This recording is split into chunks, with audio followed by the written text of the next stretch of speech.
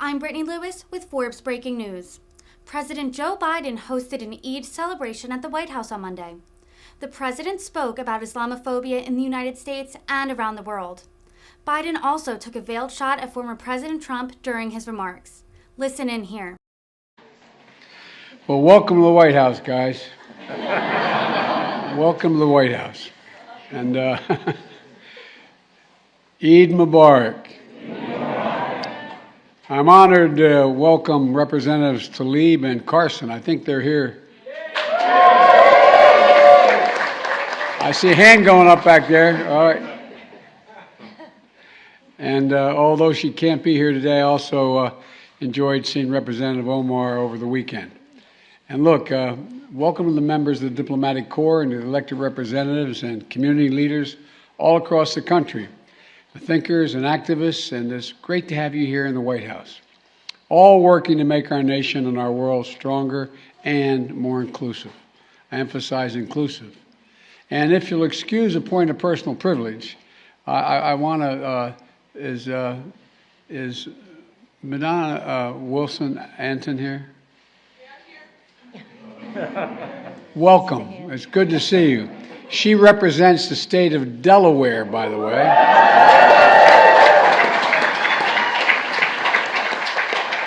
And I want you to know she works at the University of Delaware at the Biden Institute. So we call that using a point of personal privilege. Now, there have not been many senators from Delaware. It's a small state. As a matter of fact, there's never been one. So I want to take advantage of making sure I introduce her. Jill and I are so glad to host all of you on this joyous occasion. You know, we send our warmest greeting and celebrating Eid all across the United States and, quite frankly, around the world.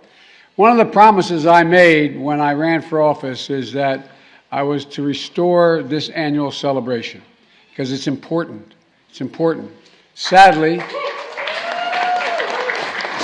last year, because of the pandemic, we had to hold a virtual event. This year, thanks to the progress we made fighting the pandemic, we can fully honor my promise. And it's no small part thanks to the courage and commitment of many Muslim frontline workers and first responders, many of them, many. And to the brilliant Muslim scientists who helped pioneer the technology for COVID-19 vaccine. Don't forget that either. Not only helping people here, but people around the world. At the same time, we know that it's a bittersweet day for too many families. You know, even as we celebrate Eid, mark the end of the holy month of Ramadan, we also in our hearts have those families who lost a loved one to the pandemic. And by the way, I was telling the doc, you know, there's a lot of similarities between all the three major religions here. But I want you to know, you have a slight advantage. In Ramadan, for Lent, I got to go 40 days. 40 days with no sweets and no ice cream. I did it. 40. It's harder, guys. You know what I mean? Anyway, throughout the past month, Muslims have fasted each day from dawn to dusk. And while exercising the patience and self-discipline can be a solitary act, it also is something that strengthens community bonds. It helps communities stick together. Communities is essential to the celebration of Ramadan and Eid. You know, whether breaking your fast with friends or family, or joining neighbors in acts of volunteering, or gathering for nightly communal prayers special to the month of Ramadan, this is a time to reflect, not just on oneself and one's faith, but on the entire community, the whole community.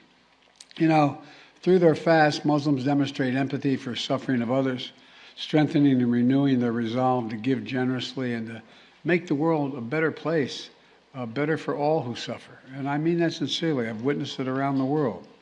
This year, for the first time in decades, three Abrahamic faiths all celebrate their holy days at the same time. Think about that, at the same time. That's a message, guys. No, I really mean that. I really believe it. Ramadan, Passover, Easter, and each a time of celebration for the light that has triumphed over darkness and for death giving way to renewal of life. You know, each of us remember the work that remains to be unfinished here on earth, and there's a lot of it. to which God calls all his children. That we should strive to show kindness and mercy, understanding to one another, and that we should do unto others as we wish them to do unto us. Sound familiar? Yes. Sound familiar in every language. It's similar. Today we celebrate the incredible stories of the indispensable contributions of Muslims all across this great nation. Muslim Americans, a diverse and vibrant part of the United States, making invaluable cultural and economic contributions to communities all across the nation. You know what I think it's about? I think you understand the sense of empathy.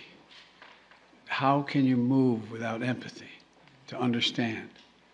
Teachers, counselors, mentors, helping young people achieve their full potential. By the way, I don't know which one of you guys is going to be president, but, if I were you, I'd be Secretary of State.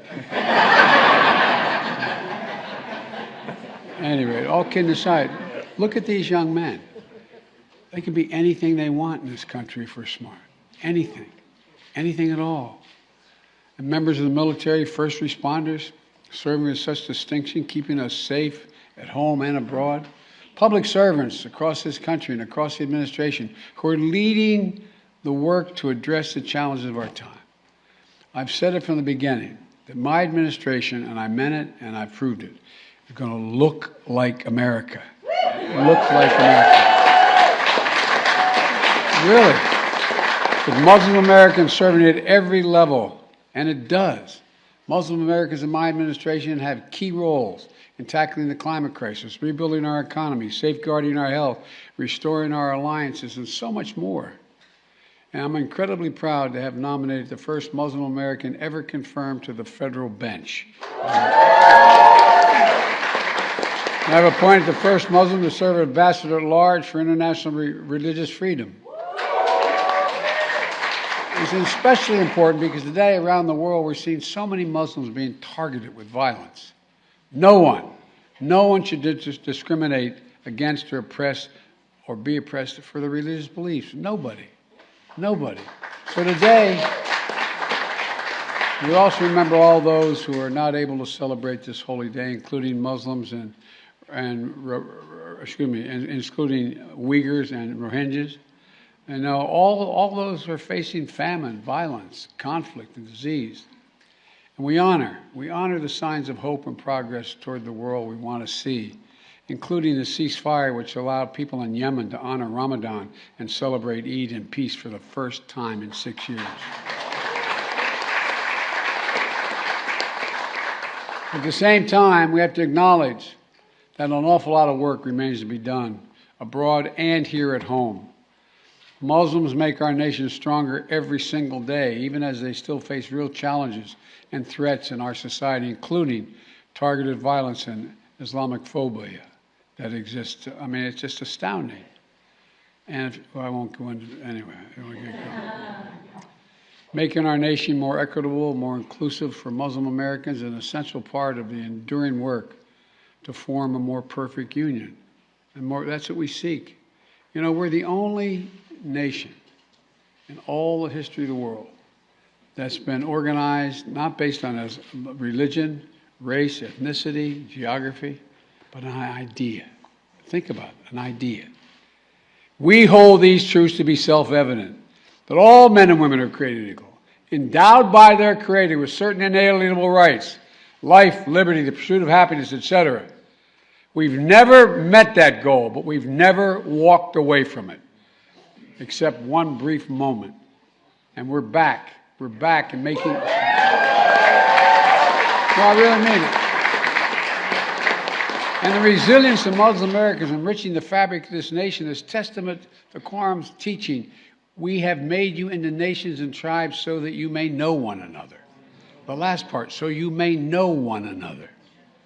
Our differences should not be obstacles that divide us, but opportunities to learn from one another. I was mentioning earlier, excuse the diversion here, but when I became chairman of the Foreign Relations Committee, if you come to my home and my library, you'll see there's a lot of contemporary theology and comparative theology, and I've just been interested in my whole career. And I realized how little I knew about the details of Islam. I knew about it, but I didn't know the difference that existed. I didn't know what the hidden imam was. So I went out and I hired a full professor of Islamic studies who came to work with me. He thought he was only staying a year. Every Wednesday he had lunch with me and he said, "How much more do you need to know?" But all kidding aside, I really mean it. I really mean it. It was a chance to seek out and build and celebrate a common community. So let's celebrate today as we move forward this year, holding this teaching in our heart. I'm so proud to serve this community as your president, and I'm humbled by the amazing accomplishments reflected in this room in front of me. And I'm grateful to have this opportunity to join together today to renew our common commitment to shared values. Thank you, and God bless you. May God bless America, and may God protect our troops. Thank you. Thank you, guys.